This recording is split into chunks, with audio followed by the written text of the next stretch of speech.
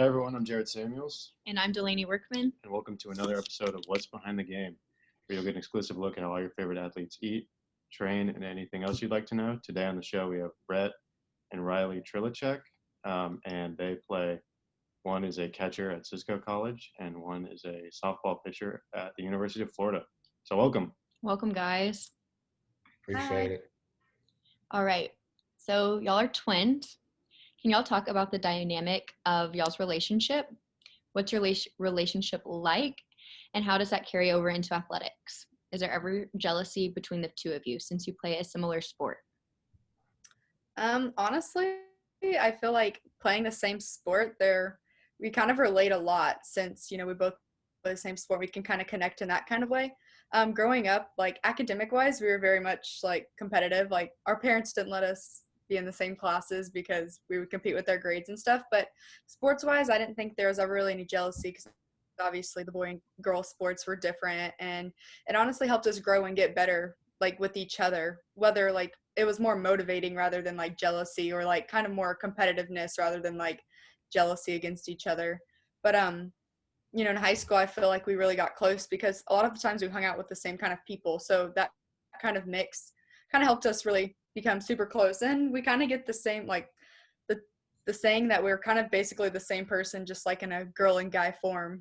I guess whether we like it or not, we're kind of more alike in ways more than one way. But Yeah, I mean, kind of the same thing Riley said.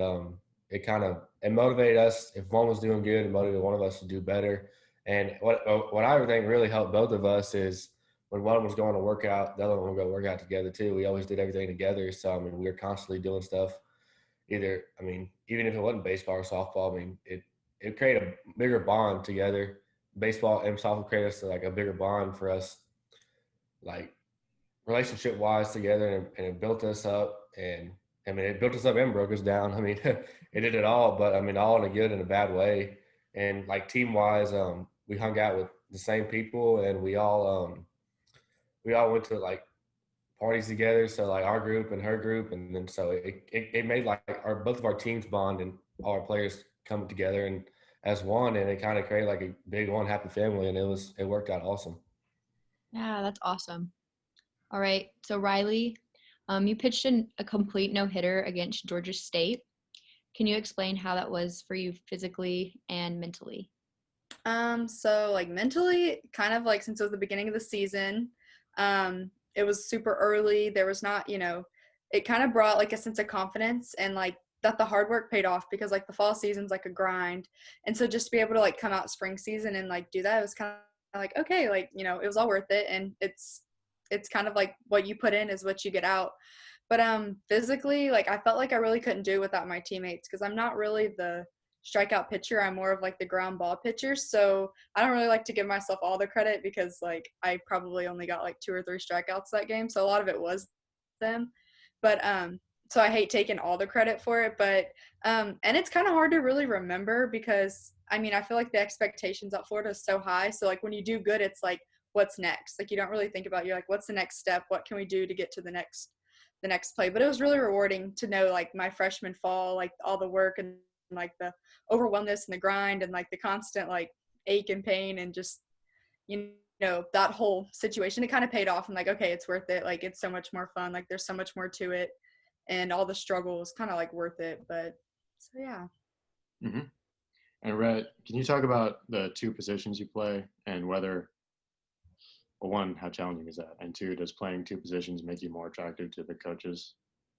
Coming out of high school, playing 2 positions kind of brings some more athletic ability out of you. Like, oh, this guy can do both, and it is more appealing to the eye and recruiting wise. And but yeah, I mean, it can get complicated at times. But the good thing is, if you're you're playing a doubleheader one day, and in JUCO, that's all we do is play doubleheaders. So first game, I'll catch the first game, which is my normal positions. In the second game, I mean, I'll play somewhere in the infield, which I usually either play third or middle, mostly second. But yeah, I mean, it is a grind just because you got to, I mean, during practice, you're taking reps behind the plate, then you go out and taking ground balls in the field. But I mean, honestly, it makes you a better player because you're constantly doing stuff and moving around and constantly in the game the whole time. Because I even like so in the fall or this past spring when we played, sometimes I would just like DH the second game, and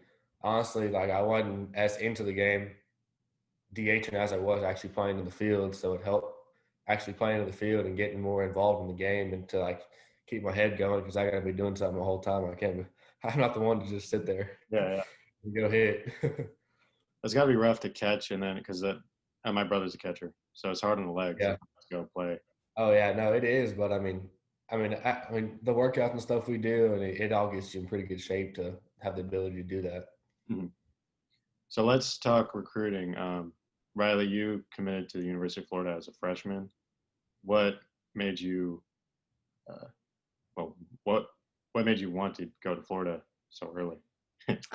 So like committing at a young age was kind of normal at the time for me in the softball world. It was unfortunately like it just kept getting earlier and earlier. So I kind of had to start doing that, start looking at schools early and earlier. So it was super difficult choosing college because like at the time I was like, I don't know what my aspirations are, like what I want to do. And, you kept hearing the thing like, it's all about academics and then athletics or academics over, you have to get a degree and you're going to play. And so I was like, well, here I am going for softball visits, but I don't even know what I want to do with my life. But so it was kind of more forced then rather than, that I wanted to do it that early, but I don't think I would change it. But the reason I chose UF was just because the coaches and the atmosphere like felt like home. Somewhere's like I could live for the rest of my life and I felt comfortable with, and I love the culture and like the standards that like the university and the coaches have for like their student athletes and like the expectation, to be great and want to be great. Just kind of really like felt like at home and something that I like strive for and want to be, pushed. And so that was kind of why, but Just excel in the SEC. Yes, sir. And Rhett, you went through the recruiting process twice. So can you talk about what that was like?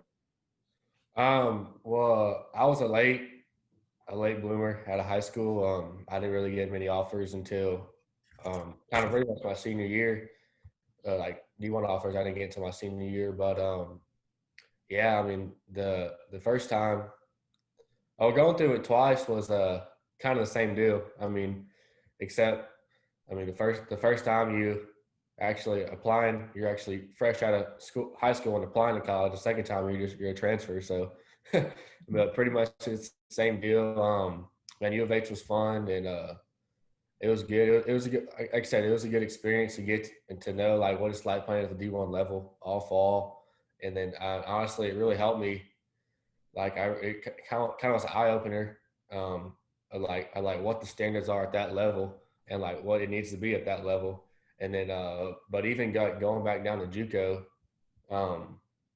it's this level's still pretty high. It's just you're not toning it down, but like you're toning it down one step basically, and just to like slow everything down because D1's like go go go go go, and then you tone it down one step, slow everything down. The talent's still there, but you're slowing everything down. Everything's like, okay, this is where I need to be, get everything right and go. But I mean, the process was, I mean, very similar. I mean, you contact coaches, and I mean, after I said that I was going to transfer at U of H, I had some coaches call me, and it was pretty simple. I mean, a lot of JUCOs are looking for D1 transfers because I mean, there's going to be a lot of D1 transfers out of either the fall or the spring because playing time or got cut or didn't fulfill what they wanted to do at that university. So, I mean, there's always schools looking for or JUCOs looking for D1 step downs to go take a step back and focus on what that needs to be done to get back at that level. So, I mean, the second time was a lot easier than the first time. Let's just put it that way. Yeah. All right, Rhett. Can you talk about the transition from playing at U of H to playing at Cisco? Yeah, like the level you play at is very high, and it's a go go go deal, and basically get as much reps as you can, and just to prove to make it. You're trying to make the team, right? I mean, we had 40 something kids out there, and they go and take 35-man rosters, so it's a grind, and it's grind day in and day out to prove that you're the one to be on that team. And to go from U of H to Cisco was, like I said, it was like a one step down. Like not talent wise or anything like that. I mean, a little bit on the talent side, but like just it's slow. Everything's slowed down, you know. Like you're not going through the motions, but you're actually doing. All right, this is where I need to be. This is what I need to do now. Now let's work on this thing. Let's work on this thing. And I felt like at a D1, it was like we got to work on everything right now, just because it's. I mean, it's like it's time. But I mean, now it helped me personally going from a D1 to a JUCO because like I felt like I needed to be at a JUCO at that point just because I needed to slow down and get everything feel everything through and get all my confidence back up to where it should be. And then now, hopefully, I mean, if we still play this year, which hopefully we do, to get back to where I was and like have that same talent, ability, and work ethic to do it. But yeah, I mean, it was. I felt like it was easier to go from a D1 to JUCO, which I mean it should be, but I feel like the talent level and the work ethic and the team commodity is all still the same because you're with you're with a great group of guys that are there. I mean, doing the same thing as you day in and day out, and it's just like grind. But no, it was a pretty fairly easy transition for me, but it was fun to witness though. Mm-hmm. Good. Rylee, can you talk about your experience playing for Team USA softball? Yes. So Team USA honestly was so absurd. Like the opportunity was so amazing to like not only represent like the country or like our country, but getting to like play with and even against like the best in the world was just like it was crazy. You know, just getting the opportunity to like expand the sport in like other countries who are just starting out, which like helped me gain a new respect for our country because like the possibilities that we have compared to some of the other countries. Like one of the examples was like when we had the opportunity to go to France to try to develop a softball team there and enhance the sport and get them started to play. So hopefully one day they can be in the Olympics to play softball. We were actually the first team to ever get to play on their very first softball field that they've ever built. So that was really cool to be able to play and kind of, it was a really big deal for them. So to be able to go like as, you know, Team USA and help them start something, you know, that could eventually help them in tremendous ways and give more girls opportunities to like play something bigger than themselves and represent something a lot bigger than themselves and represent their country was really cool. And it's kind of honoring just to be like, to go out of countries. And I don't know, I just felt like the respect that I now have for like USA and like the opportunities and the possibilities that we have is so awesome. Yeah, a lot of Olympians talk about just like putting on that USA jersey. It's different. It's like you're like, whoa, like I have USA across my chest now. So yeah. You kind of walk in a little bit different of a way, but you know, something that's like definitely rewarding and honoring, not like anything like scary or, you know, oh my gosh, but something just to hold yourself up to like a new standard. But well, you were also awarded the 2020 NCAA Freshman Pitcher of the Year. Can you talk about that award and what it was like receiving it? Yeah, I was honestly surprised, shocked. I honestly didn't think they were doing those kind of awards. And with such devastating news at the time, you know, you weren't thinking about like, oh, these awards are coming out or that there was even a possibility they were going to give out awards. So it was definitely caught by surprise. And I was shocked because I felt like didn't really have the time to like show or prove myself quite yet. But it just kind of made me like want to crave and like want more. You know, it gave me like the what's next feeling and like the drive to work even harder. Like if, you know, that was enough from that short season, like it just made me want more. And, you know, I feel like this past quarantine and this summer, you know, I had a whole new mindset about like this summer going into this coming fall rather than like the summer before, because now I have something more to work towards. Like, can I do it again, you know, back to back? And, you know, although I can't really take all the credit once again, because like I wouldn't, you know, I'm not the strikeout pitcher, so I couldn't do it without my team behind me and them motivating me and pushing me, and you know, my brothers and my family pushing me and constantly motivating me. But it was definitely rewarding and something that like I, you know, really working towards this next year and to push me even harder. So just keep advancing, keep getting more. Yes, sir. Rhett, can you talk about the time commitment of being a student athlete and how you're able to handle everything? That was pretty tough. Yeah. No, time commitment, and you're committing, I mean, your whole life to it, basically, from the point you step on that field to the point you get off. I mean, it doesn't stop with, I mean, with practice, with classes, with study hall, and then tutoring, and then workouts, and then you go to sleep for 8 hours and wake up and do the same thing again. I mean, it's literally the exact same thing every day in and day out, and it's like you have to know what you want to do and when you want to do it. I mean, no, don't get me wrong. You have you have your days off, but those are your days you rest and you get some rest. And I mean, because because I mean, if you're not healthy and you're not rested, it'll wear and tear on you. But I mean, no, you have to even it's a full life commitment, especially at a D1 level. Now, JUCO level, you have a little bit more, I guess, not I want to say free time, but like you have a little more time to yourself, which is which I mean I like, because I mean I like to hunt, I like to fish, so it's it's good for me. But I mean, yeah, I mean, but it's still the same thing. It's like no week. I mean, people going home on the weekends, and you're sitting here playing double headers in 100-degree weather. I mean, it's like it's pretty much. I mean, it's either you love it or you don't. So, but now I mean I love it, so that's why I continue to do it. But it's a lot of fun, a lot of hard work, and a lot of your time committed to one sport, but I mean, it's worth it. All right. So y'all don't have a lot of free time. So what do y'all choose to do in your free time?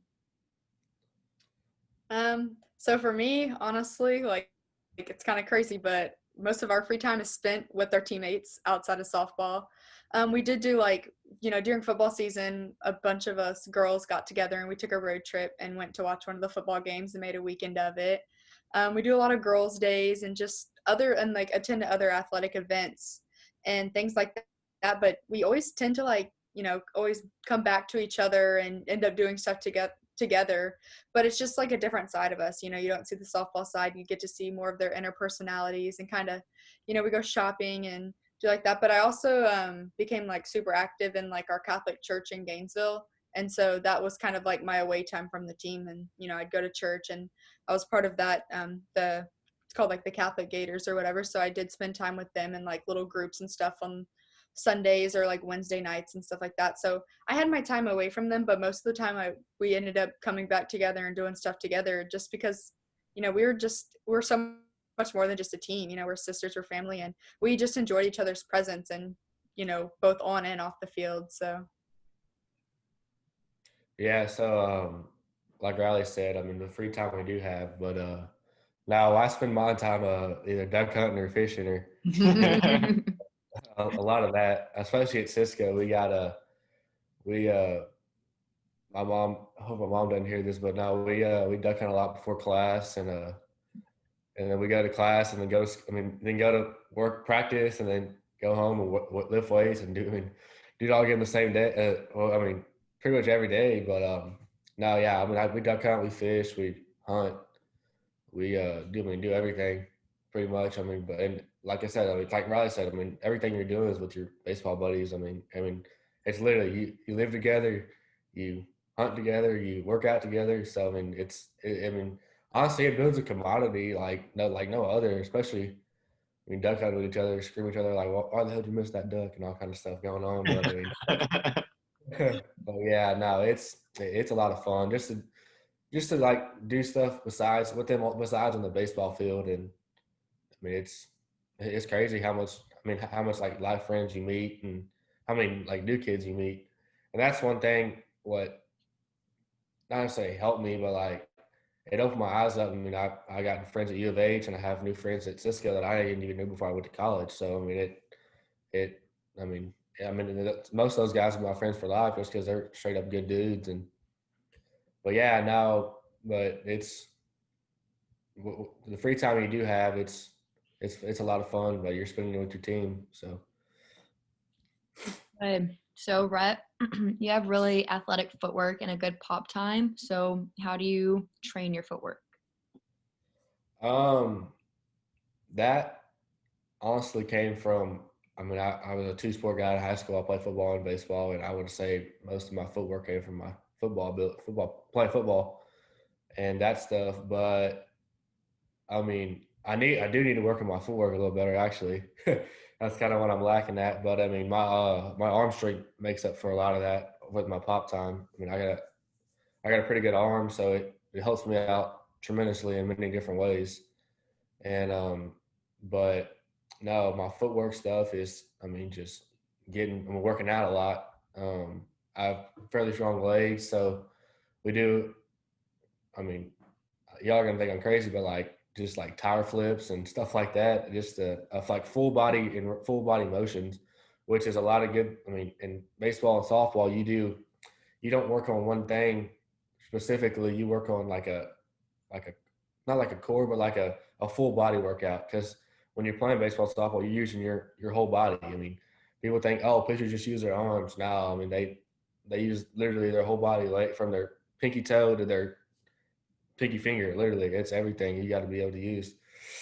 But I mean, yeah, I mean it's just, and I mean I learned some good stuff at U of H. So the trainers, what they taught me is just like the trainers and our weight coach and everybody, like they know what they're talking about, and they'll get you on the right level, or they'll get you on the right step. And then honestly, just listen to them. And sometimes you're gonna be hard headed, but I mean, if you listen to them, they're gonna put you in the right step, and they know what they're talking about. But yeah, I mean, footwork is a huge deal, being a catcher especially, and I mean it's I mean, because your feet lead where everything else goes, so you got to have good footwork to have a good arm and have a good like base and everything. But yeah, but I do need to work on my footwork more. But that is one good thing I have going for me though. Good. And Rylee, you're clearly a great pitcher. Do you ever bat? And if so, when's that like? Well, I mean, it's kind of hits hard because I wish I could bat. And I went in last year. I went in as a pitcher and hitter because I'm a perfectionist. I like to be able to bring to the team in more ways than one. And I wanted to be able to bat. I wanted to be able to pitch. I wanted to be able to run. I wanted to be able to play like outfield. I was like, I'm here for the whole package. But I learned like in 3 or 4 weeks of the fall last year that like the best was for me just to focus on pitching. And so I became a PO, and it was my decision, but it was highly accepted by my coach, and just because I was the best for the team at the time. And coming on a D1 level, like girls come in just to run bases and girls come in just to pinch hit. And so my time as a hitter was kind of slim to none. And, it was kind of overwhelming, and I was almost killing myself to the point of trying to throw a bullpen and then be able to run bases. And my body was just, I was mentally, physically, I was worn out. And so, finally I went to my coach and I was like, hey, like, I think I'm just going to become a PO. That's what the team needs right now, and prioritize my pitching.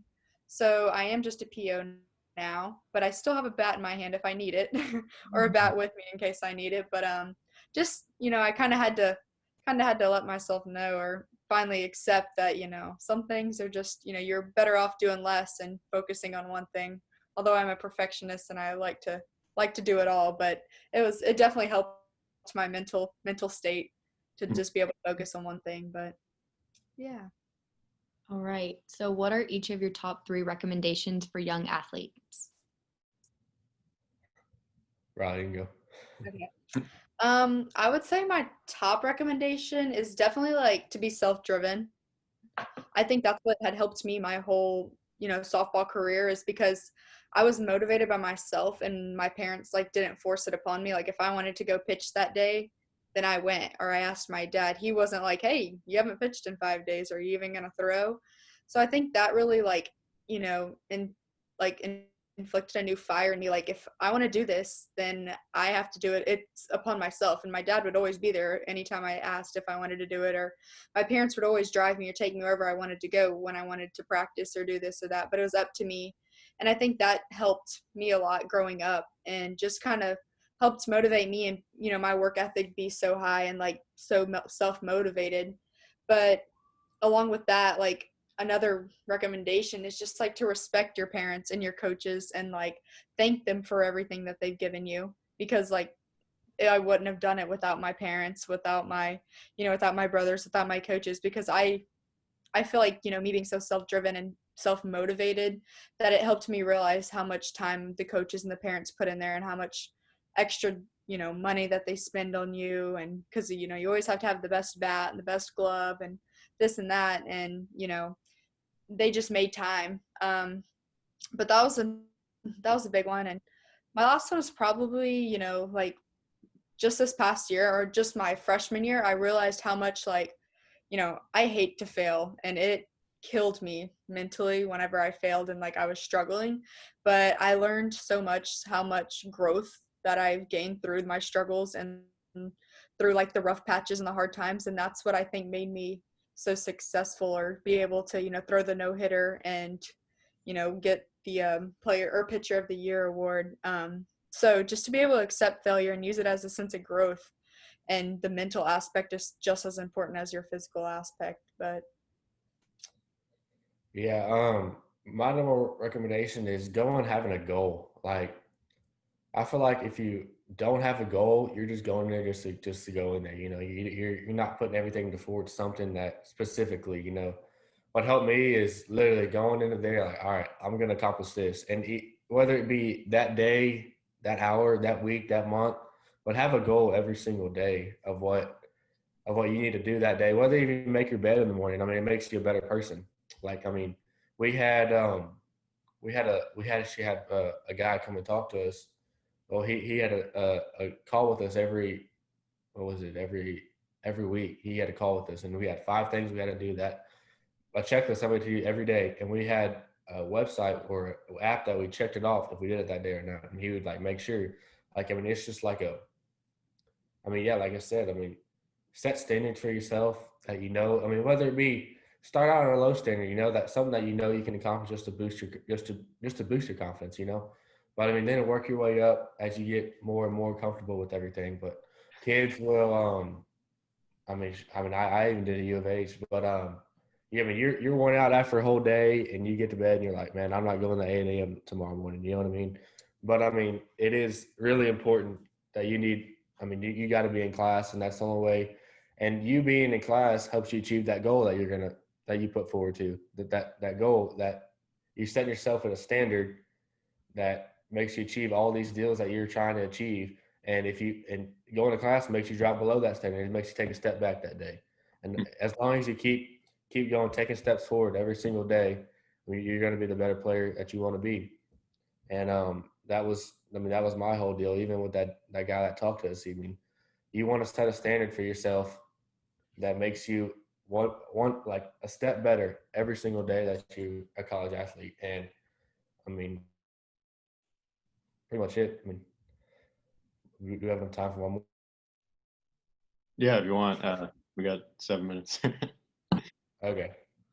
Another one would be it was going off of Rylee, respect your coaches, respect your players, respect everybody around you, your academic advisor, your study hall teacher, everybody, just because they're there for you and basically to help you and to get you through everything. It may sound, oh, I got to go to study hall for an hour. No, I mean, there's people there trying to help you, trying to make you be the better person that day. And what we used to do was we used to all split up, and we used to give our study hall teacher, we used to bring her, one of us used to bring her lunch every single day, just because, I mean, you appreciate her for being there for you and helping you out through this, because she doesn't have to, I mean, it is her job, but I mean, still, she's helping with some dudes that don't really want to do anything, you know what I mean? A bunch of guys that are like, man, I don't want to do our homework today, But I mean, she's like, no, you're going to do it, because you're not, you're going to fail. So, I mean, and especially us, we're all hard-headed, so we don't want to do it. We don't want to do our work. But I mean, yeah, everybody, your coaches, they're there for you, even though they're kind of hard-assing sometimes. But I mean, that's their job, they're meant to be that way. But I mean, yeah, that's my theory. Great. All right, good. Thank you so much, y'all, for coming on. Yeah, thanks for coming. All right, thank y'all.